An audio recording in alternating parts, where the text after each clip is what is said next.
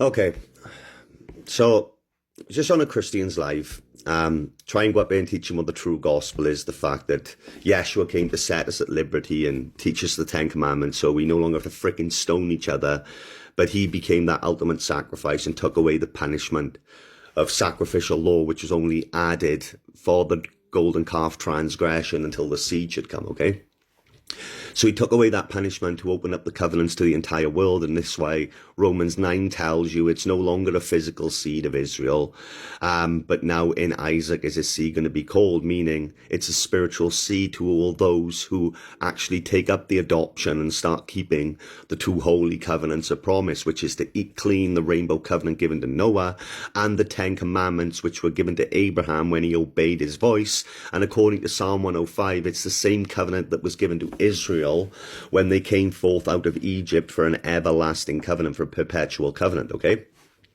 So I went up there and tried to correct him this, and he said, can't we just find some common ground? And I said, no, not really, because you're just fulfilling prophecy right in front of everyone's eyes, where you've gone and created 45,000 denominations of Christian churches because you all like, oh, I don't like that Christ, so I'm just going to go make my own, even though Yeshua warned you about Beelzebub being divided against himself in these last days, which is these 45,000 denominations of Christian churches who are pushing forth their God, Jesus, which is sat in the temple of their heart because they're having pleasure in unrighteousness to exalt himself above all that is called God, all that is worship, meaning you lot has become your own freaking God because you're full of the Antichrist spirit of error and you're covering with this spirit so you can continue adding sin to sin, which is exactly what else he said to me when he said he's covered in the blood of Jesus. So right there he fulfilled another prophecy which Paul warned you about these people in 2 Timothy chapter 3 and 4 when he talked about them creeping into these silly women's houses who are laden with sin, and he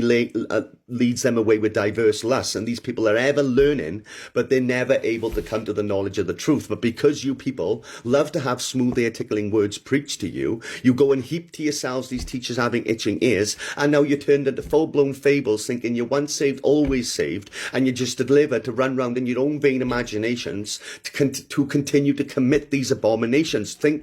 not thinking that you are worthy of death, even though Romans chapter 1 makes it very clear. You people who know that God created the heaven and the earth, and you know about the Godhead, which is his son, knowing about all these things, and you still run round in your disobedience, turning God into a man, he hands you over to a reprobate mind, meaning he sells you back over to the devil because you're too busy worshipping these false gods, which are attached to Christmas and Easter. So now you people are worthy of death, and every time you judge somebody, just like you do to me and my brothers and sisters, telling us we're going to go to hell because of the way we rebuke you, then you're only condemning yourselves, just like Romans chapter 2 tells you, because you're told the just are going to live by his faith, which the just who are living by his faith are the ones who keep the law, hear the law and keep it, just like Romans chapter 2 and James tells you, which is written to the 12 tribes scattered abroad. And the 12 tribes which have been scattered abroad, according to Paul in Romans 11, iniquity gets turned away from them by the conviction which comes from grace